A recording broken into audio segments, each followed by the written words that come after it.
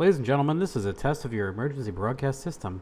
No, that's a lie. My buddy Mitch bought a 2000 2500 Silverado. And man, I love these, and he was heavily inspired by what I did and what others have done with this platform.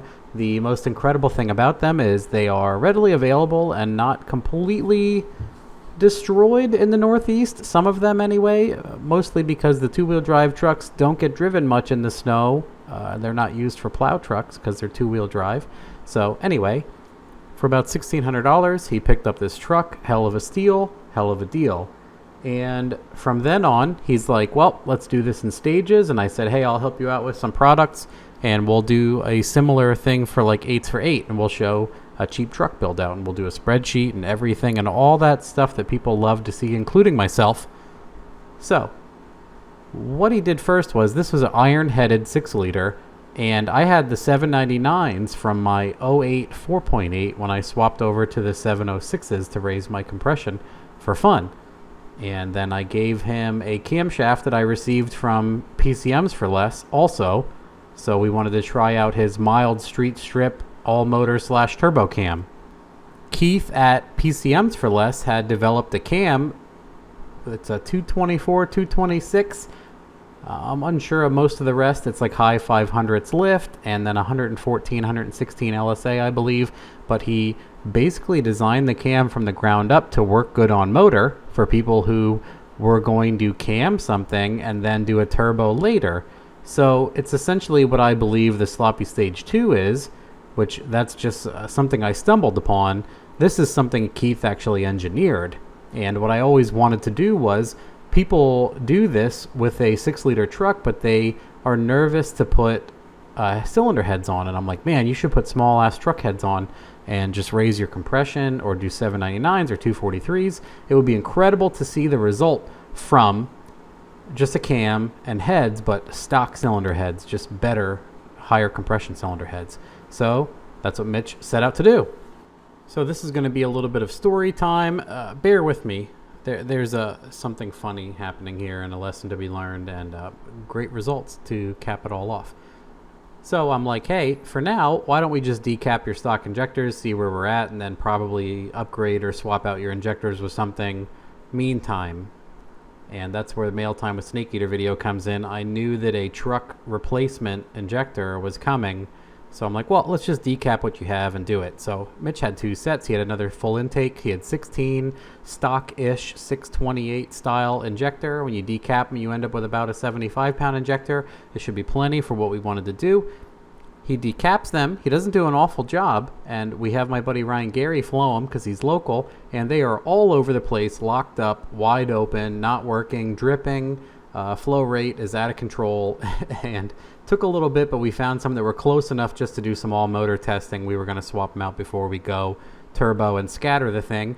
So Mitch does the camshaft and the cylinder heads the one night and throws it all together and goes to start it with a bass tune I modified from his stock one, and it fills the cylinder with fuel. One of the injectors locks open, and it hydrolocks the cylinder and busts the rod clean off and leaves the piston in the bore and sprays fuel out of something and sets fire to the damn engine bay.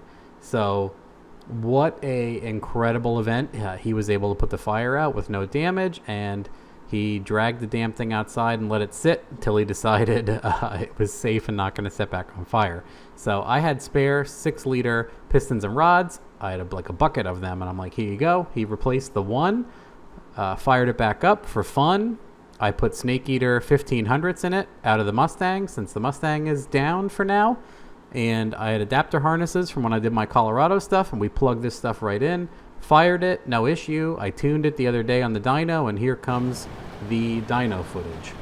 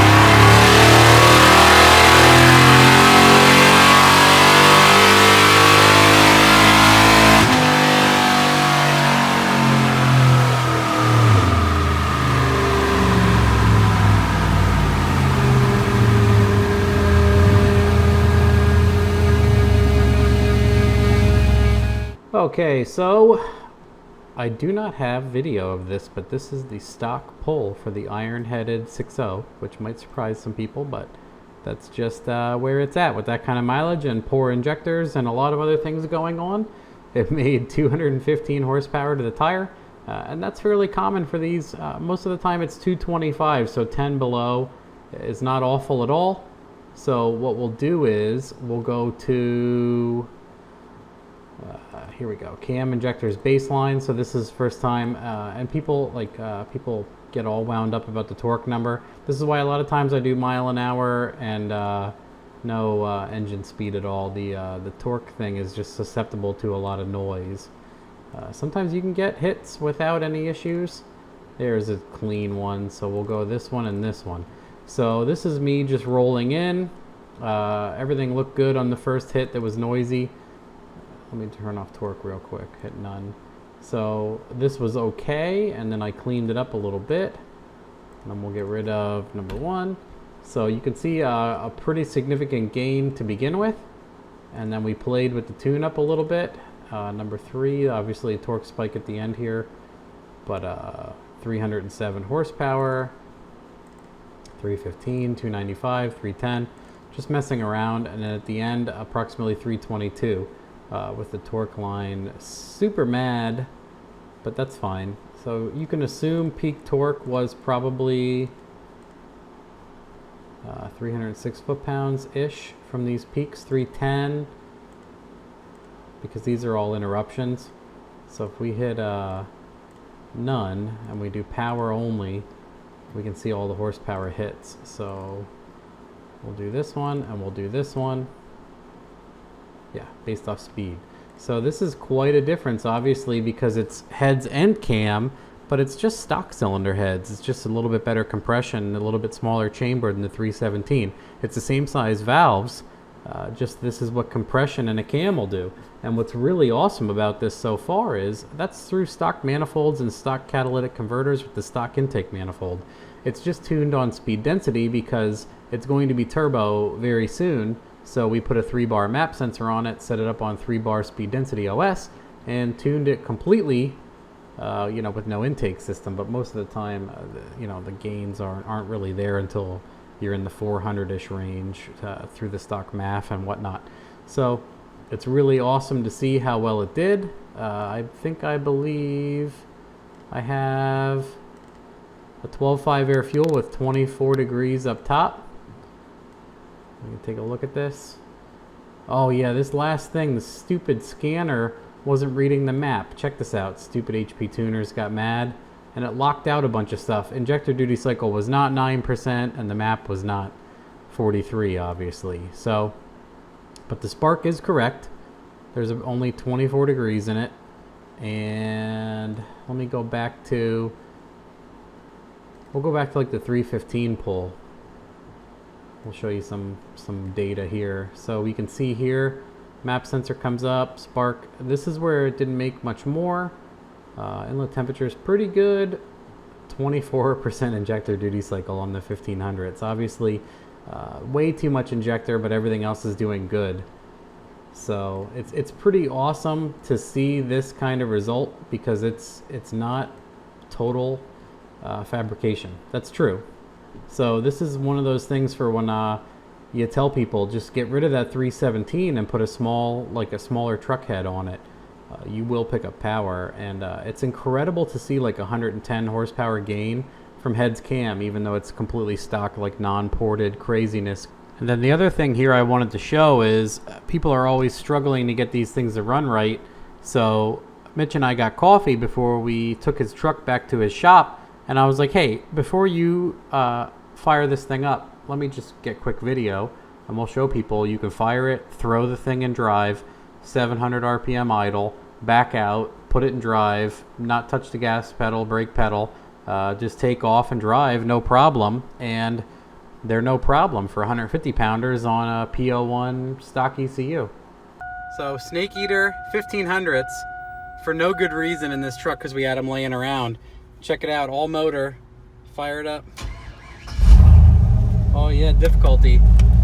And that difficult 700 RPM idle. Throw it in reverse.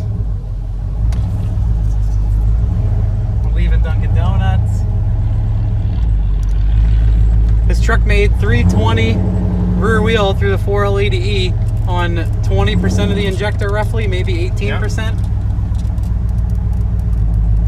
Nice calm idle every time. So I just wanted to show you guys, if you're struggling, it's not the injector. Just want to see the wide open one too quick.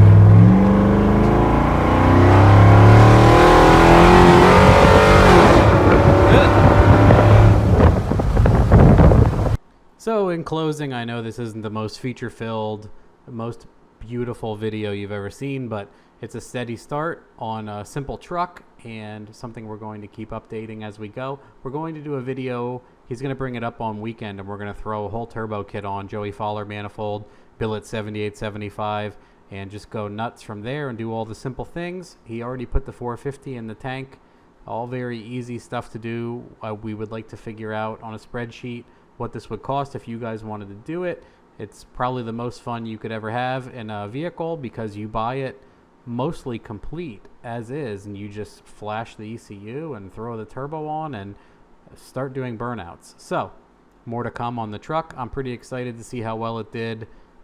The gains on the head's cam, even though it's stock part and a mild camshaft, is incredible to me. It'd be really cool to put it on E85, but it's primarily just going to be a pump gas tire fryer and have some fun with. So let me know what you guys think of the project and the truck and everything else, and you know, obviously we'll do some updates and videos of it. See you later, bye.